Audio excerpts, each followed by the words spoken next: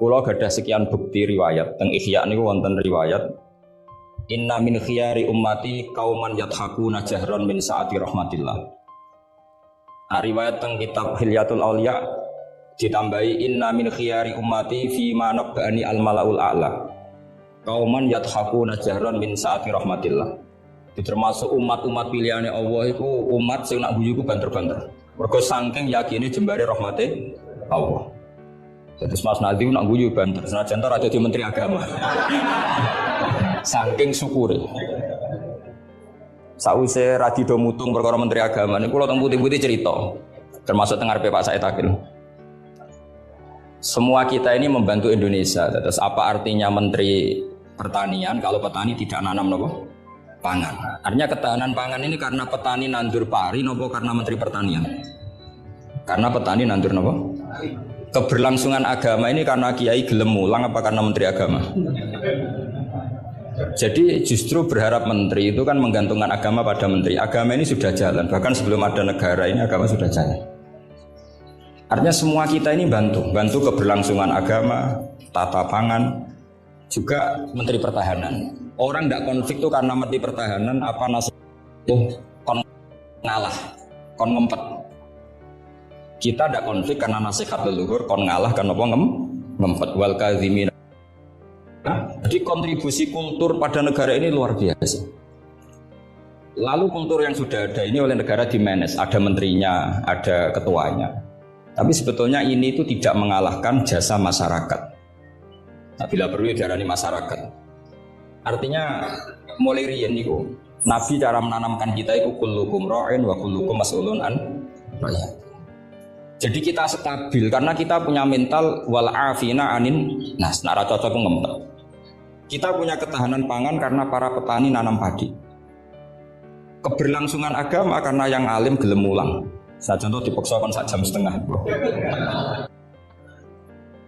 Nah, kita terbiasa sudah melakukan kebaikan karena perintah Allah dan Rasul. Lalu negara modern bikin otoritas, ini menteri agama, ini menteri pertahanan, menteri apa. Itu bawaan modern. Tapi kalau bawaan agama adalah kullukum ra'in wa kullukum mas'ulun an ra'iyah. Terus, nah, pilihan-pilihan kados Banafek ceria itu banyak ulama dulu yang kalau tidak guyon, tidak rileks itu malu sama Allah. Pokoknya gak riba. Misalnya saya dikasih rumah Mas Nadif gratisan, dikai mangan, terus mangan mbek merengut, kira-kira sing ngekeki mangkel to ora. Pokoknya ora pati matur nuwun kan ngoten. Tapi nak mangan ku mbek seneng ning omah kita seneng, sing ngekeki kan ya seneng. Nah, orang tak Banafek itu guyon terus karena untuk menjadi khiyari ummati kata Rasulullah, untuk menjadi umat pilihanku itu kauman yathakuna jahron min saati rahmatillah. Jadi nak guyu banter-banter saking yakine rahmate Allah. Tapi wonten syarat kedua, waya beku nasirran min khaufi adzabi. Tapi nak bengi kudu nangis. Pas dhewean ning ngarepe pangeran. Aja kaya saniki ning ngarepe wong akeh nangis bareng disangoni ning kamar guyu. Niku ora masalah, secara sanad agak masalah niku. Niku secara sanad niku mboten nyindir sinten-sinten iki biasa mawon. Terus. Jadi ada sekian manhaj ya. Kalau saya katakan teori kok mereka liberal, jadi kita arani manhaj. Jadi manhaj itu gimana nih untuk teori? Ada sekian manhaji, orang-orang soleh dulu jadi wali itu baru kayak senang. Nah caranya senang gimana? Satu pakai ilmu hakikat. Ilmu hakikat bahwa alam raya ini pun dikersakno pangeran pengeten iki. Ma asaba min musibatin fil ardi wala fi anfusikum illa fi kitabim min qabli an nabraha inna dzalika 'ala Allahi yasir likai la ta'saw 'ala ma fatakum wa la tafrahu bima atakum. Teori hakikat kedua adalah sifat Allah itu pasti mu'athirah. Sifat Allah itu pasti aktif. Kalau sifat Allah pasti aktif, pasti objeknya itu otomatis aktif. Dan Allah mensifati dirinya wa annahu wa adhaka wa abka. Jadi wa annahu lan satemene Allah taala iku adhaka, iku maringi iso guyu sapa Allah. Jadi donya mbok ruwet kaya apa, niku wong tetep iso guyu karena Allah kalau punya sifat pasti nafidzah. Misalnya Allah punya sifat ar-razzaq, mesti orang berstatus marzuk dapat rezeki. Makanya banyak ulama yang enggak suka mikir detail-detail. Saya termasuk kiai yang enggak suka mikir nasibnya Islam di Indonesia. Karena Allah mensifati dirinya al-hadi, penunjuk. Pasti ini aktif ila yaumin kiamat. Sebab itu wis ditinggal Nabi, ditinggal Wali Songo, ditinggal Basahal, ditinggal Badolah, ditinggal Mbah Mutamakin. Agama tetap jalan. Senajan to sing mimpin nggih Mas Nadif kula bareng ngeten iki paham. Itu bukan karena hebatnya Mas Nadif, memang Allah Al-Hadi. Allah kalau Allah Al-Hadi pasti masyarakat menjadi Al-Mahdiyin yang mendapat petunjuk. Karena sifat Allah nafidzah mu'athirah. Jadi rasa pikir teman-teman dunia ini. Sebab itu gak mikir itu kadang bagian dari cara jadi wali. Jadi nak sampean daftar wali di antara aturan itu dak tadbir, dak ninggal sira at-tadbir ngatur dunya. Fama qoma bihi ghairu kala tukim bihi nafsad dunya wis diurusi pangeran kira sama melo-melo. Akhirnya kata mantu dablek gitu mriki ini kira ini terus pendablekan Mas Nadif itu bagian dari pendaftaran wali ini karena tadi dak tadbir kon dunya iki kenapa membarno.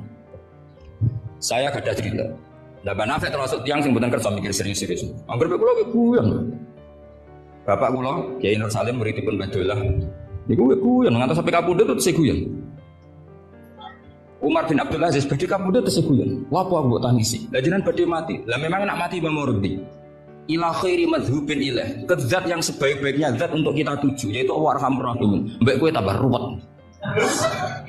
Jadi serilek itu lama dulu. Memang aku nak mati Imam Murdi. Coba kalau sampean mati itu kemana? Ke zat Allah. Allah itu siapa? Ar-Rahmanur Rahim, Arhamur Rahimin, Khairul Ghafirin. Semuanya yang terbaik. Jadi santai mau nomor 15 sudah dimati.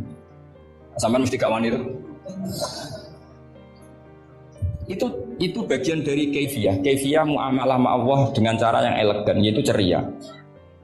Jadi pilihan Mbak Nafi seperti itu. Saya senang sekali sama beliau. Saya sering guyon. Tapi guyon yang karena min sa'atin Allah, min sa'ati rahmat.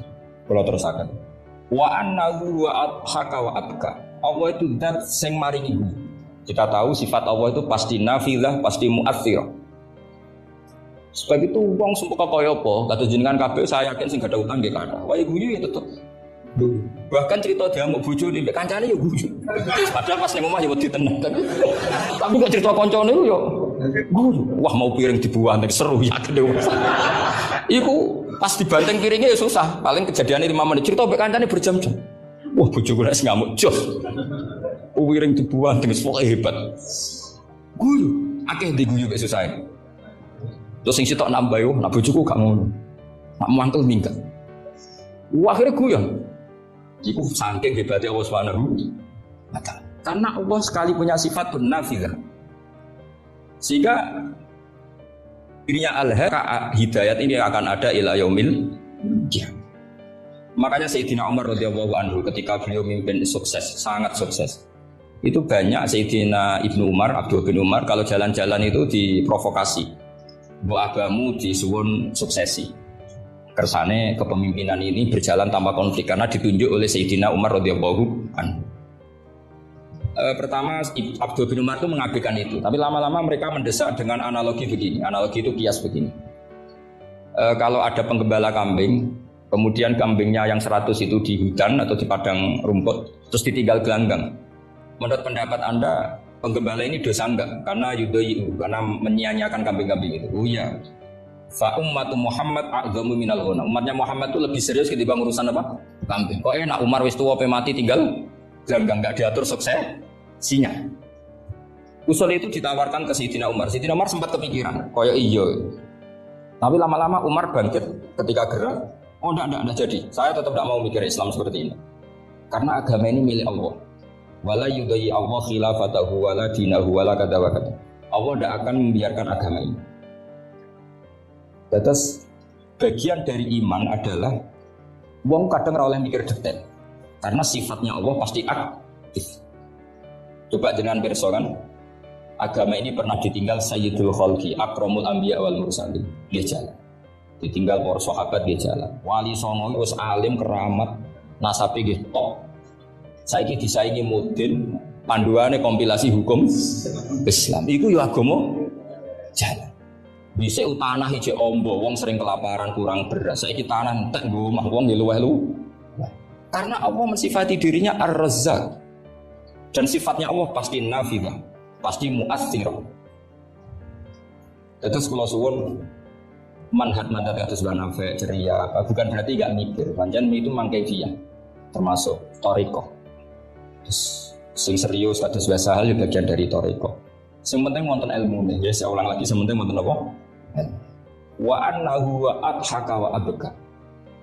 Mulane dawuh Ibnu Hajar Al-Asqalani seneng iku ibadah. Kok ghayatul iman iku halawatul iman. Jadi salasun mangkun nafihi wajada halawatal iman. Syarat iman harus menemukan manisnya. Manisnya itu nyamannya. Nyaman itu artinya enak. Nah tentu ekspresi enak itu ya guyon, ceria.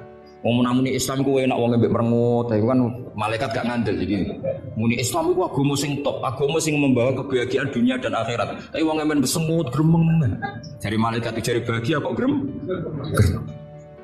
Lan kula yakin, Mbak Nafa niku para pangeran niku barokah ceri. Zaman sahabat itu mengkafir fitnah.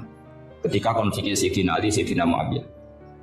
Itu ada seorang sahabat yang ngendikan gini, saya masih ingat teksnya. Yu'jibuni minal qurra kullu taliqin mithaq. Talik itu wazannya fa'il, itu kalau dalam ilmu nahwu termasuk mubalaghah. Mithaq itu wazannya mif'al juga mubalaghah. Yang paling saya senangi dari orang alim adalah yang ceria. Talik itu dari kata talaqatul wajhi atau talqatul wajhi itu ceria. Mithaq sing akeh guyu. Karena mereka tahu kabeh orang itu di rumah sudah problemnya banyak. Saya masih ingat wasiat bapak. Gak gue sampai nak mulang guyon wae. Wong sing ngaji gue sudah kakean utang ruwet. Jadi jangan tangiskan yang kedua kalinya. Aku lu eling. Kok mah wis ruwet, takut istri ngaji diwedekno neraka. Jadi niku bagian dari sanad. Jangan tangiskan dua kali. Kon mau mah wis nopo? Ruwet. Terus niki penting ya, terus wonten dawuh malih kul bi fadlillah wa bi rahmati fa bidzalika falafah. Itu wong kudu seneng. Mulane tiyang-tiyang toreko ijazah ala bi dzikrillah tatmainnul kudu seneng.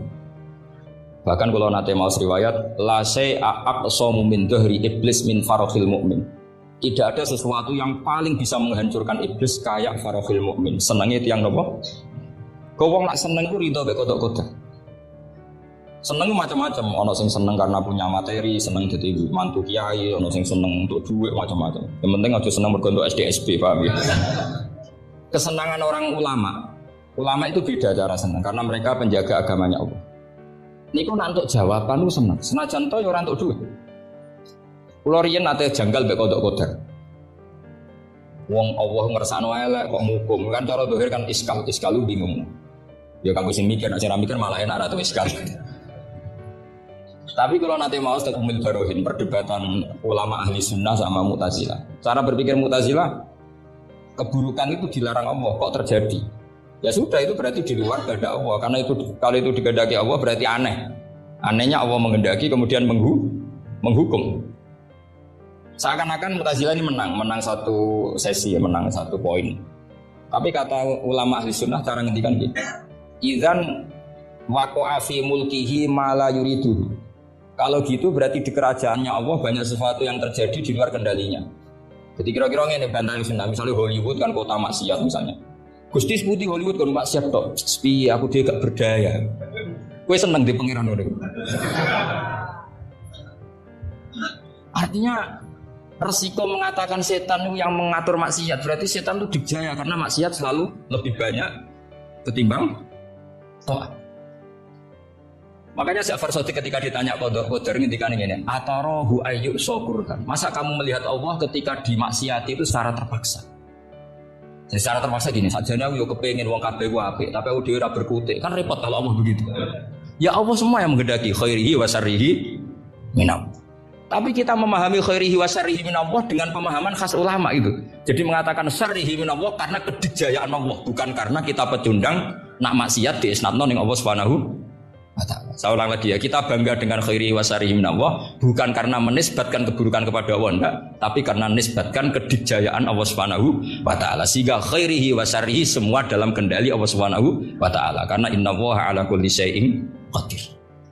Akhirnya seneng, jadi ahli sunnah aku seneng. Dibully kaya apa seneng. Masa ini repot ahli sunnah, Mas Nadib tambahi ahli sunnah aswaja. Jadi saya kira apa? An-Nahdiyah ditambah. Enggak tahu. Atau Islam Nusantara kata Mas Nadib. Tapi sekarang itu penting, tambahan An-Nahdiyah itu penting. Kenapa demikian begini? Di bahasa dunia itu hanya dua bahasa, Sunni dan Syiah. Sehingga perangnya Yaman ya disebut perang Syiah, Houthi, sama Sunni itu dengan makna siapa? Saudi yaitu Wahabi. Padahal cara ahli sunnah Wahabi itu beda dengan ahli sunnahnya NU atau saya ulang lagi ya, dari dalam bahasa dunia itu kan hanya ada dua kelompok besar yaitu Syiah dan Sunni. Dalam bahasa dunia itu Wahabi, HTI, Muhammadiyah termasuk apa? Sunni. Bahasa dunia loh, bahasa jurnalistik. Nah Mas Nadif itu gak ingin dikembari mereka, makanya menambahkan azwaj an-nahdiyah. Hal ziyadah hada bid'ah amlah, tak tahu saya. Tambahan ini bid'ah apa enggak? Atau enggak. Tapi tambahan ini menjadi penting karena begini ya. Saya kemarin diundang di Lirboyo, cocokan sama Gus Kafabi, dan beliau begini. Gus beli NU sakit, diserang sana, diserang sini. Kalau saat ini sakit Gus sampai Pak Said, Mbak Jenengan. Ya matur nuwun Gus disakitnya. Karena NU ini dikritik Syiah karena ikramus sahabat. NU kan khasnya ikramus sahabat. Syiah mesti tidak cocok. Tapi dikritik Wahabi karena NU nganakno khol, nganakno wasilah, nganakno ziarah kubur. Jadi NU itu digencet Syiah, yang digencet Wahabi. Nah berhubung sunninya NU itu beda karena kita wasilah, kita khaul, maka terus sama NU resmi. NU resmi itu kayak Mas Nadif. Saya ini NU kultural. Karena saya diangkat itu ya tidak tahu, hanya tahu-tahu dapat SK. Itu ditambahi ahli sunnah wal jamaah an-nahdiyah. An-nahdiyah ini sebagai penegasan tadi. Ya ahli sunnah, ikramus sahabat, tapi ya percaya wasilah, percaya ziarah nopo. Bon kalau terus ngaji ini, terus kalau suwun farahul mukmin kita pertahankan kul bi fadlillah wa bi rahmati fa bidzalika fal. Dia seneng carane macam-macam. Misalnya jenengan seneng Indonesia. Ya negara dikorupsi mulai zaman dhisik nganti saiki kok tetep sugih kok saking apike negara, saking sugih-sugih negara. Negara dinti ku ora usah dikorupsi wis bangkrut. Indonesia itu dikorupsi ene ono tetep sugih. Hebat buatan Indonesia. Oh niki mboten kok dukung korupsi mboten. Nyifati kekayaan Indonesia. Semua yang penting akibatnya aku seneng. Wis nyifatine keliru-keliru lah, pokoknya akibatnya aku seneng. Ini ajarannya Abdul Hasan As-Sadili. Tadi kabeh sampai Abdul Hasan As-Sadili ini munajat mbek pangeran. Ada seorang wali berdoa di multazam, ya Allah, berikan saya rezeki tidak maksiat lagi pada Engkau. Padahal multazam itu tempat sing terus jawab pangeran, nak wong ra maksiat terus sifat ghafur itu tak gopo. Mesti kan terus ora ono gunane. Ghafur iku ora ono gunane ghafur iku perkarane zat sing akeh nyepurane jebule wonge bener kabeh. Akhirnya wali iku nggih mun Gusti mboten sios. Terus nggih monggo mawon Mas, pokoke penting niki ngenang Mbak Nafek. Mbak Nafek seneng guyon iki sampean tak wari cara jadi wali lewat jalur napa? Guyon. Lho mong teke riwayat itu inna min khiyari ummati. Taman rasa takok hadis itu dhaif tak hasan bar. Taman koyo Albani berarti. Jelas hadis itu wonten teng Ihya, kalaupun dhaif itu ya ta'ayyadu bil amal. Ngendikane ahli hadis dhaif itu umila bihi asal ya ta'ayyadu bil amal, terkuatkan karena menjadi perilaku ahwalnya ahli sunnah napa? Inna min khiyari ummati qauman yadhakuna jahran min saati rahmatillah. Di antara umat-umatku yang jadi pilihan iku nak guyu banter-banter min saati rahmatillah. Yo didolani kanca nak ketok guyu kan yo seneng sing didolan. Jajal sampean ketok melas. Sing didolani mikir nyangoni, paham nggih? Atus kula ora ngaji ku yo guyon terus. Jajal misale kula ngenes, iku kurang salam templek tapi. Wis pokoke repot kabeh kena wong ketok ngenes iku repot kabeh. Artinya nak sampean seneng niate ngene iku yo jenenge ibadah. Ya nama inna min khiyari ummati nama kauman yadhakuna jahran min saati rahmatillah. Tapi mungkin ada dalu-dalu dewean wa yabku nasirron min khaufi ana. Tetep dalu-dalu yang nangis. Ya dia amali sampean ora cukup, mlebu swarga ora cukup. Sing cukup namung fadhole Allah Subhanahu wa taala. Nah, cara seneng sing permanen itu apa? Ya tentu bil ilmi, dengan ilmu. Kula ini termasuk pengagum kitab Ibnu Hajar Al-Asqalani. Ibnu Hajar Al-Asqalani itu kalau nyifati Nabi itu Nabi bukan sekedar punya al-jamalul wajhi, wajahnya ganteng enggak, tapi Nabi memimpin kita ke al-jamalul akli, kegantengan cara berpikir, keelokan cara berpikir. Misalnya begini, betapa tersiksanya kita kalau kita disuruh menuhankan Lata dan Uzza. Itu kan batu yang dipahat, bisa patah, tidak bisa apa-apa. Kayak apa tersiksanya kita yang berakal menuhankan batu. Begitu juga betapa tersiksanya kita kalau menuhankan Fir'aun. Dia manusia, punya mbah, punya kakek. Makanya kata Nabi Musa, Musa Tuhan kamu siapa? Tuhannya langit dan bumi. Fir'aun masih bisa ngeles, yang nuhani bumi saya. Tapi ketika Nabi Musa ngendikan, Rabbukum wa Rabbu abaikumul awal, yang nuhani nenek moyang kamu. Itu pengamal Fir'aun langsung sadar, ini kok ada Tuhan balita. Karena kalau Fir'aun Tuhan berarti mbah-mbahnya tambah Tuhan. Makanya justru Fir'aun tertohok dengan kalimat Rabbukum wa Rabbu abaikumul awwalin. Fir'aun kan di bapak, di mbah. Kalau Fir'aun Tuhan berarti mbahnya tambah Tuhan. Kau Fir'aun. Ya itu jenis al-jamalul akli. Orang itu nyaman meniadakan Tuhannya Fir'aun. Sama. Nabi Isa lahir di mana coba? Bumi. Berarti Tuhan sama yang dituhani dulu mana? Dulu bumi. Berarti kan gak mungkin dia Tuhan. Wong lahirnya dulu bumi. Itu jenis al-jamalul akli. Apa? Al-jamalul akli. Beda dengan Islam. Yang jadi Tuhan itu siapa? Al-Qadim, Al-Awwal. Zat yang sebelum alam raya ini. Kan nyaman. Kan pantasnya Tuhan itu begitu. Masa Tuhan kalah dulu sama yang di Tuhan? Itu jadi al-jamalul akli. Orang menjadi nyaman. Akhirnya nak nyaman kakak tiang sinau itu guyu-guyu dewi. Sementing ra dinceng wong darani stres paham nggih. Karena setiap sinau kenapa guyu-guyu dewi? Karena dia menemukan al-jamalul akli atau al-iltizat al-akli. Kenyamanan berpikir. Kan terus kita nyaman. Iya ya, pantasnya pangeran itu al-awwah. Pantasnya pangeran itu al-qadir. Terus disifati lagi al-baqi atau bakoh. Pantas si pangeran enggak terkalahkan, maka dia abadi. Kan ora keren pangeran kok berdurasi kok menteri wae kok presiden. Jadi pantas si pangeran yo bakok. Karena zat yang dijaya maka dia harus selamanya lah. Terus yang namanya yang paling hebat harus mukhalafatul khawadisi, harus tidak ada kembarannya. Kerennya apa punya Tuhan kemudian tersaing. Ini namanya al-jamalul akli. Itu juga menjadi halawatul iman.